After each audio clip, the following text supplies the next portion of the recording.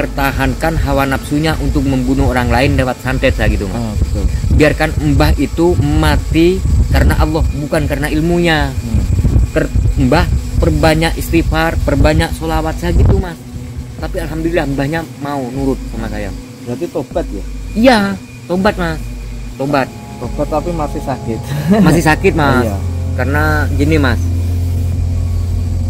orang punya ilmu santet, Iya. ya itu sulit diprediksi loh mas. Oh gitu. Karena orang berilmu santet, sholatnya itu lebih bagus daripada orang yang tidak punya ilmu santet. Dodan. Geranda zaman dulu kan bukan seperti sekarang pakai stainless atau apa Kayu. bambu toh buat mendadak, makanya lama prosesnya, ya kan? Buat mendadak gitu loh mas. Itu loh mas ya, yang namanya geranda itu Iya. berbakar. Ini nyata berbakar kan, ya namanya orang sebagian yang mungkin ya takut dengan sambaran petir. Kalau saya kan tetap dengan pendirian saya. Seandainya saya mati kena petir waktu itu karena memikul jenazah itu, Iya. saya yakin matinya saya itu mati syahid. Ini pun bah nganu ya. Banyak cerita kan santet. Sebagai orang Banyuwangi itu di Indonesia kan terkenal Banyuwangi. Banyuwangi. Nah, di mumpung saya ketemu dengan mbah yang asli Banyuwangi, pasti banyak tahu tentang santet.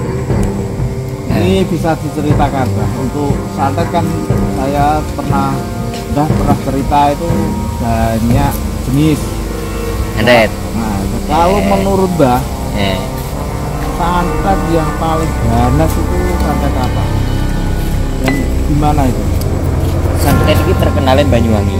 Iya betul. Nah, Aku sebenarnya kasihan kasihan sama siapa? sama orang Banyuwangi, Kenapa? termasuk saya sendiri. Iya. Karena setiap orang menyebut kalau sudah bicara tentang santet, Iya. santet Banyuwangi, santet Banyuwangi, ya kan? Iya. Padahal santet itu banyak. Ada santet Using, ada santet Thailand, ada santet tanah Melayu terkenal, ada santet janur ireng. Pada umumnya janur kan hijau Kuning. atau kuning. Iya. Kalau hijau bukan janur namanya, ya kan? Baru. Ya. Terus ada santet pring sedapur. Ngerti gak maksud pring sedapur? Pring sedapur ya mas ya. Orang itu satu rumah itu mati semuanya. Oh, iya. Itu pring sedapur, hati-hati. Kalau orang sini bilangnya gereng, kalau orang lain itu daerah lain itu Pring. gereng itu pring, ada yang juga barongan. Barongan Ya. pring atau bongkotan Ya, pring. itu kan satu Ya. warga kan. Itu kalau menurut orang sana itu pring sedapur mas. Pring sedapur. Jadi santet itu jenisnya banyak. Ada tenung. Ya. Kalau tenung itu mas pakai telur. Kalau banaspati pakai api. Jadi banyak. Jadi jangan asal nyebut santet Banyuwangi, santet Banyuwangi. Berarti santet bukan hanya di Banyuwangi ya? Bukan mas. Daerah lain pun banyak. Ada. Jadi jangan nyebut-nyebut orang Banyuwangi ahlinya nyantet, enggak mas. Tapi kan terkenalnya sana, soalnya Terkenalnya. dulu pernah ada kasus pembantaian dukun santet. Tahun 98. Ya, sekitar itu kan. Ya tahun Iya. 98. Begini ya mas ya. Sebenarnya santet itu bukan hanya di Banyuwangi ya. Di mana-mana itu ada santet. Contoh, di mana ada hutan, di sana ada raja hutan. Di mana ada rumput, di situ pasti ada hewan. Di mana di situ ada perkampungan, di situ pasti ada orang yang kurang baik. Nah, jadi kalau bicara tentang santet mas ya, santet itu jenisnya ada 4. Santet itu merangkum satu nama. Santet itu namanya sihir sebenarnya. Sihir ya. Jadi santet itu jenisnya sihir. Nah, sihir itu setelah ada di tanah Jawa ini menjadi 4. Menjadi 4 bagian maksud saya. Ada santet putih, Ada hitam, ada kuning, ada hijau. Jadi santet yang paling mematikan itu santet hitam. Itu yang mematikan. Kalau santet yang lain mah seperti santet merah, santet kuning, santet hijau. Kalau santet putih itu bagus untuk mengobati. Kalau santet kuning itu biasanya digunakan untuk ilmu pelet atau jaran goyang. Jadi macam-macam jenisnya santet itu. Jadi kalau bicara santet mas ya, kadang orang kan nggak ngerti ya, asal bicara orang Banyuwangi mah terkenal santetnya. Itu tidak semuanya ya, saya jelaskan, tidak semuanya orang Banyuwangi berilmu hitam. Karena mungkin dulu mungkin ya, sampai-sampai orang itu kadang-kadang kan orang itu difitnah mas. Kadang-kadang orang nggak punya ilmu santet karena kita itu benci, difitnah menjadi punya ilmu santet gitu. Ya itulah manusia yang seperti itulah, buruk-buruknya manusia gitu. Jadi santet itu awalnya itu dari Majapahit mas ya. Jadi di mana Majapahit kalah dalam peperangan, lalu itulah terciptalah ilmu hitam ya, pakai ilmu jin yang dikenal dengan ilmu ain ya. Jadi karena membalas dendam, asal usulnya begitu mas ya. Saya itu di Banyuwangi itu mas ya, ya jarang lah ya melihat langsung, itu jarang. Cuman tanda-tanda orang mati kena santet itu ya, karena saya kan memang orang sana ya, orang Jember saya mas, saya Jember ya, bukan Banyuwanginya saya. Cuman saya itu sering ke Banyuwangi. Mana apa? Saya kan kakak saya kan menikah di sana di Banyuwangi ya, di Genteng ada, di Muncar ada, di Blambangan ada. Jadi saudara itu banyak di sana ya. Kan punya itu bisnis itu loh mas, perahu cari ikan. Pernah saya mas pas main ke rumah kakak saya itu, ada tetangganya itu perutnya kembung lalu dibawa ke rumah sakit. Di rumah sakit itu mas, di ronsen, di apa-apa itu, di lab itu katanya mah lambung. Setelah itu diobatin lah di sana. Dokternya sampai heran mas. Kenapa dokternya nggak heran? Lambung tapi orangnya itu muntah darah awalnya itu. Nah setelah itu muntah lagi mas. Itu yang keluar itu sepet kelapa sama batok kelapa. Waktu itu kakak saya kan bawa kiai dari Jember gitu loh, datang ke Banyuwangi. Jadi orang itu yang sakit itu dibawa rumah sakit, cuman juga melalui doa-doa gitu mas. Jadi kita itu memohon kepada Allah. Jadi setelah itu dokternya baru percaya kalau ilmu sihir itu memang ada gitu. Awalnya dokternya masa mungkin sih ada ilmu sihir katanya. Sebenarnya ilmu sihir itu sejak zaman Nabi kan sudah ada mas ya. Kalau orang tidak percaya tentang ilmu sihir, berarti orang itu belum beriman, belum ngerti dia. Dia tahu alif tapi tidak tahu harkatnya. Dia tahu harkatnya tapi tidak tahu bacaannya. Gitu loh mas. Lawang apa ya, kadang orang ngaji Al-Quran untuk meraih pahala, tapi ngajinya tidak benar, itu dosa loh mas. Dosa. Apalagi zaman sekarang ini mas. Aduh rawan mas. Jadi nggak usah ikut-ikutan apa ya, bahas. Kalau nggak ngerti tentang santet, nggak usah bahas-bahas santet ya. Karena apa? Itu bisa menjadi fitnah untuk orang Banyuwangi. Saya kasihan. Mungkin dulu iya, tapi kayaknya kalau sekarang mah sudah, kalaupun ada mungkin ya hanya 1 orang 2 orang ya mas. Itu pun sembunyi-sembunyi ya kalau sekarang ya. Karena apa? Sejak tragedi tahun 1998 loh mas, itu kan ada beberapa 100 orang gitu loh dibantai habis-habisan waktu itu gitu. Jadi kalau sekarang mah walaupun ada itu sembunyi-sembunyi ya. Tapi ya di tahun berapa ya, ntar ya saya ingat ya, kalau nggak salah tahun 2010 mas ya. 2010 itu ada tetangga saya emang mas. Tetangga saya itu apa ya, kerja di Banyuwangi. Lalu kan jadi manul ikan. Lalu karena orang Banyuwangi itu mas ya, orang dari Gerajakan Banyuwangi. Nah itu kan mengambil pikulan punyanya tetangga saya. Nah, itu kan dilihat langsung gitu loh.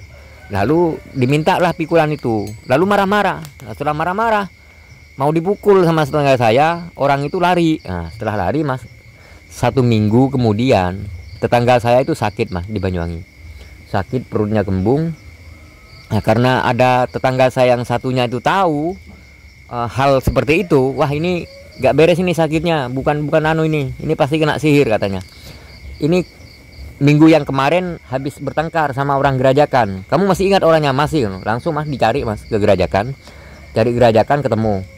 Pokoknya teman saya harus sembuh, kalau tidak kamu akan kubunuh satu keluarga. Itu oleh orang Jember. Orang Jember ya barangkali ada yang keluarganya yang sakit hati saya bicara seperti ini, boleh datang ke Jember ya, boleh datang ke Jember, boleh. Alamat saya Jalan Raja Wali nomor 14 Poger ya, bisa datang ke sana. Nah setelah itu mas, alhamdulillah mas, orang itu tanggung jawab karena diancam sama sama tetangga saya itu. Ya dia sembuh mas, langsung sembuh, dikasih minum itu langsung sembuh. Itulah keganasan santet ya. Jadi saya ini sebenarnya ingin bahas tentang cara penangkalnya santet mas. Kalau santet itu orang sudah banyak yang tahu. Nah, cara menangkal santet itu mas sebenarnya itu mudah. Kita itu harus harus ikhlas kepada Allah. Pertama kuncinya, kalau tanda-tanda misalkan saudara-saudari di luar sana ya, ini pesan saya, kalau bermimpi tentang ada pocong itu adanya tumbal. Kalau bermimpi anjing itu tandanya ada sihir. Kalau mimpi ada ketek, mimpi tentang ketek lah, itu tandanya santet. Telur itu teluh namanya, mimpi telur itu teluh. Kalau mimpi cecak itu namanya cekek. Jadi banyak jenisnya. Nah kalau mimpi-mimpi buruk seperti itu, mimpi buruk apa sajalah, atau ular atau apapun, yang penting mimpi buruk, itu saudara-saudari itu perbanyak membaca surah Al-Ikhlas dan istighfar, sholawat. Itulah perbanyak. Tidak perlu ke dukun, ya. Kalau ke kiai boleh, tapi lihat-lihat dulu kiainya, karena kiai zaman sekarang ini aduh.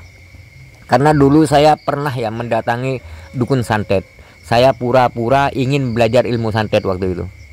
Jadi disitulah saya banyak tahu tentang bagaimana orang menyantet orang itu.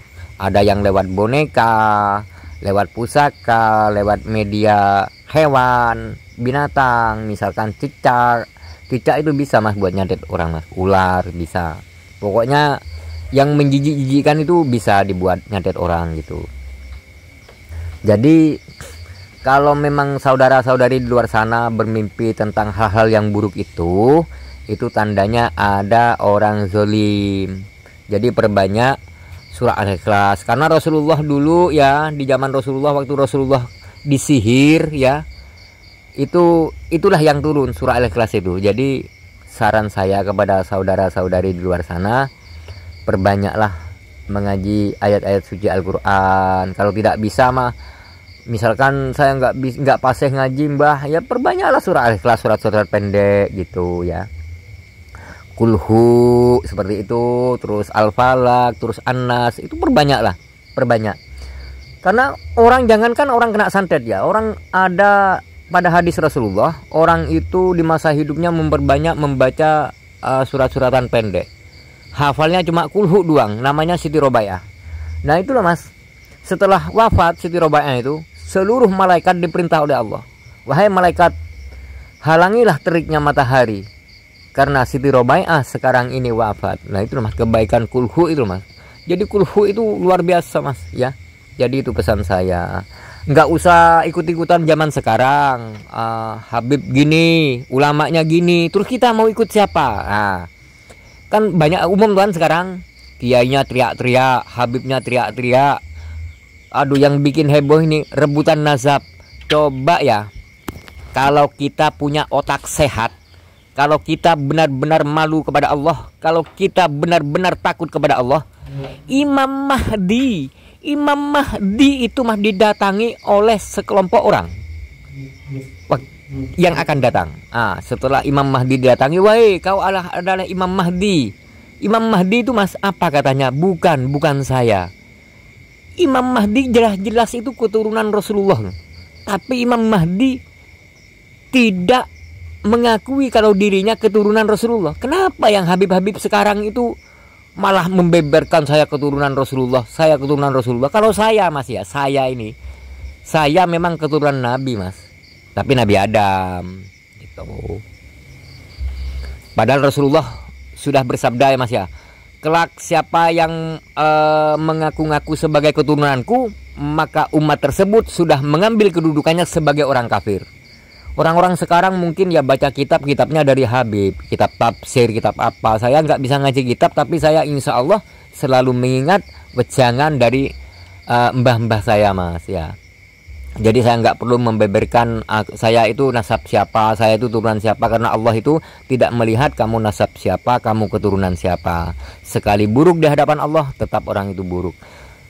Apabila Allah mengangkat derajatnya orang itu baik, tidak ada yang menghalangi. Jadi nggak perlu rebutan nasab lah, nggak usah apa ya, duduh.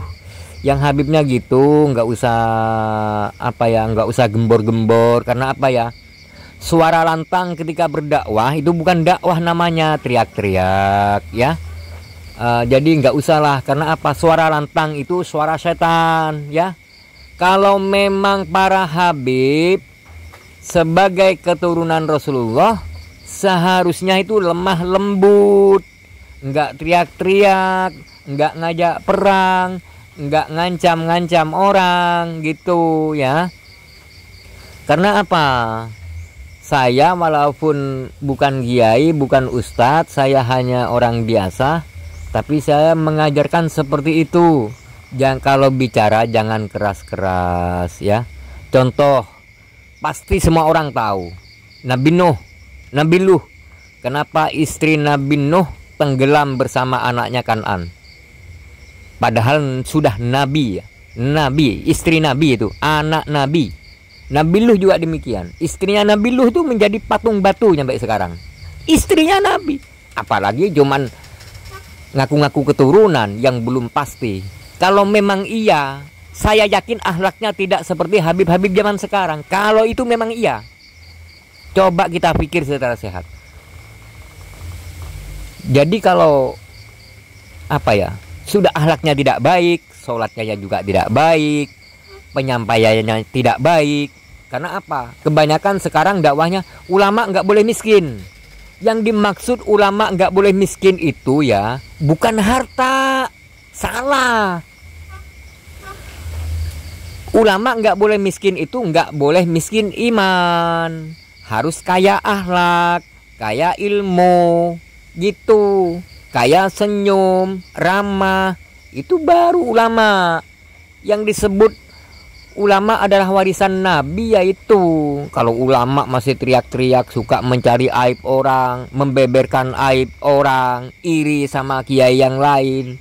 Nggak mungkin lah tukang beca iri sama kiai, nggak mungkin kiai iri sama tukang beca. Paling kiai ya juga iri sama kiainya, Habib iri pada Habibnya, dukun iri pada dukunnya, gitu. Karena apa? Ada siang, ada malam. Padahal ingat, wahai para ulama, para Habib, ingat alif lam mim. Ingat itu, alif lam mim. Atau bisa diartikan bismillah, alhamdulillah, innalillah. Nah, bismillah, alhamdulillah, ingat itu. Jadi kita itu tiga itu tidak akan pernah pergi dari kita. Itulah yang akan mencelakai kita. Ingat, bismillah, alhamdulillah, innalillah. Mau kemana kita? Mau kemana? Kalau memang para habaib ngajak apa ya, ngajak umat ke jalan yang lebih baik lagi, lebih dekat lagi kepada Allah, kalau ngajaknya teriak-teriak gimana dong? Jangan teriak-teriak ya. Jadi saudara-saudariku dimanapun berada, marilah kita itu harus pandai-pandai ya. Karena dalam sholat, Allahumma sholli ala Sayyidina Muhammad wa ala ali Sayyidina Muhammad. Berarti kita itu derek Gusti Kanjeng Nabi ya, ikut Gusti Kanjeng Nabi. Karena apa? Wa ala ali itu artinya ikut. Seandainya dalam doa sholat, wa ala ali habib, wa ala ali ulama, wa ala ali kiai. Nah itu beda lagi. Karena tidak ada doa seperti itu. Yang ada Allahumma sholli ala sayyidina Muhammad wa ala ali sayyidina Muhammad. Jadi ali ku melok, nek ngerti melok, derek, nek mengerti derek, ikut. Itulah, marilah kita ikut Gusti Kanjeng Nabi, nggak usah ikut habib, nggak usah ikut ulama. Kita ikut Gusti Kanjeng Nabi. Itu yang lebih baik, lebih benar. Gimana caranya ikut Rasulullah? Ada orang berbuat jahat, kita tidak perlu membalas kejahatannya. Melihat orang mengerjakan aib, tidak usah dilihat aibnya orang itu, dan tidak perlu disebarkan. Kalau ada orang susah, kalau kita mampu, datangi orang itu, bantulah orang itu. Kalau kita misalkan hidupnya pas-pasan, tidak perlu iri sama orang yang kaya gitu. Misalkan disuruh sama orang melakukan keburukan, tolong bantu saya, bunuh dia, saya kasih uang segini, mau? Jangan mau, itu baru ikut Gusti Kanjeng Nabi. Maksud saya seperti itu ya. Coba saudara-saudari lihat tuh, kalau yang keluar dari ayam itu, dari duburnya ayam itu jangan tinggal pergi, itu telur namanya. Tapi kalau keluar dari duburnya kiai atau habib, tinggal lari ya, karena itu tai namanya. Maaf ya, karena kalau nggak dijelaskan seperti ini, umat ini aduh nggak tahu dah makin kemana ini larinya ya. Oke, kita bahas lagi tentang santet tadi ya. Jadi saudara-saudari dimanapun berada, santet itu memang ada, jadi tidak perlu takut karena ada Allah yang melindungi kita ya. Jadi cara penangkalnya ya seperti tadi, perbanyaklah baca surat-suratan pendek, istighfar, sholawat ya. Sholawat itu merangkum segalanya ya.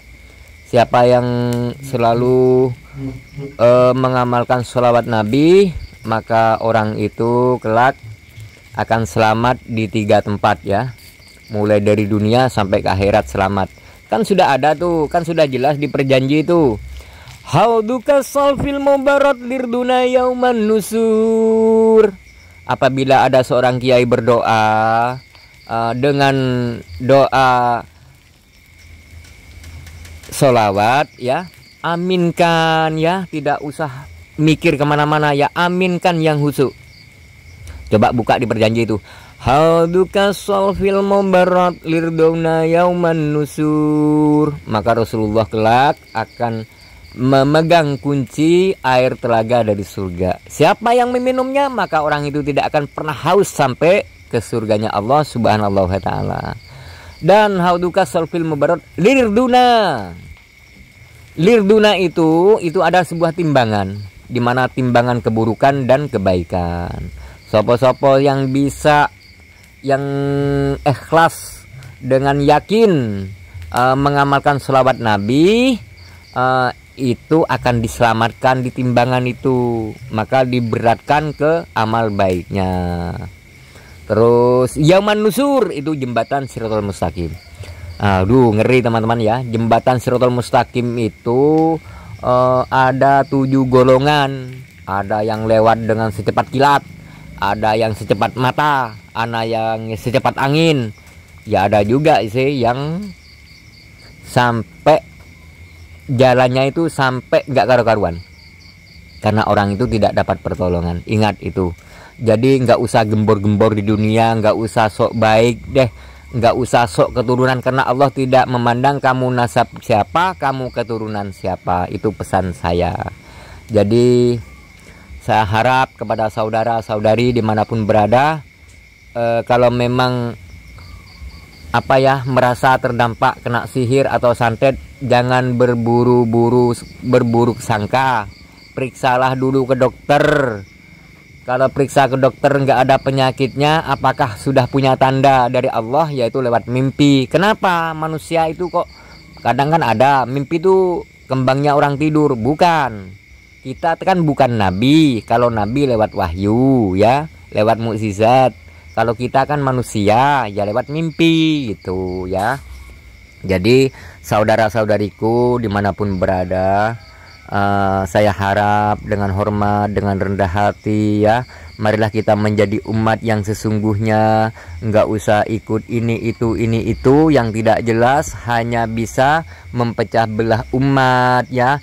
Kalau kita yang akhir-akhir ini Habib Rizik, kita siap perang, tidak perlu diikutin ya. Karena apa? Negara kita itu negara hukum, negara keadilan, NKRI ya. Jadi nggak usah, biarkan perang dah Habib, biar Habibnya yang perang gitu. Karena apa? Kita itu harus memerangi hawa nafsu kita masing-masing ya. Kalau ulama atau Habib seperti itu perkataannya, itu tidak dianjurkan sama sekali. Kitab yang manapun tidak ada yang menganjurkan perang, tidak ada ya, tidak ada. Nggak tahu kalau kitabnya nulis sendiri. Karena orang Indonesia mah ini mudah sekali diprovokator ya. Jadi nggak usah lah. Misalkan ada kejahatan, biarkan urusan Pak Polisi yang ngurus kejahatan. Urusan kiai itu urusan kiai, urusan kiai ya, urusan ulama itu meluruskan umat yang tidak baik. Rangkul orang yang tidak mampu, rangkul orang yang tidak bisa ngaji, rangkul orang yang tidak bisa sholat, rangkul orang yang buta huruf gitu. Itu tugas para kiai. Jadi tugasnya sudah jelas. Kiai itu tugasnya untuk mengajak umat mendekat kepada Allah, bukan menjauh. Kalau seperti Habib Rizik menuntut, katanya mau mendoakan dari dunia sampai akhirat, itu pun tidak mungkin kabul, tidak mungkin, tidak ada doa yang buruk dikabulkan Allah. Demi Allah tidak akan kabul, walaupun 1000 Habib sekalian ya, nggak akan kabul. Jadi saudara-saudari jangan bodoh ya, jangan kena dicuci otaknya oleh para Habib ya. Kita itu kalau punya orang tua, patuhilah kedua orang tuamu. Seandainya pemuda-pemuda percaya dengan Habib terus mengagetkan hatinya orang tua, celakalah kamu nak, celaka kamu, celaka dunia akhirat. Jadi muliakan dulu orang tuanya, jangan memuliakan Habib, jangan memuliakan kiai, jangan memuliakan ustadz, jangan memuliakan guru kalau kamu belum memuliakan kedua orang tuamu ya. Ini pesan saya. Ya udah, lain waktu insya Allah kita sambung lagi. Jadi sampai di sini dulu. Kalau ada perkataan saya yang baik, itu datangnya dari Allah Subhanahu wa Ta'ala. Kalau ada perkataan yang buruk, itu datangnya dari saya pribadi, dan saya mohon maaf lahir dan batin ya. Jadi saya akhir sampai di sini dulu. Wassalamualaikum warahmatullahi wabarakatuh.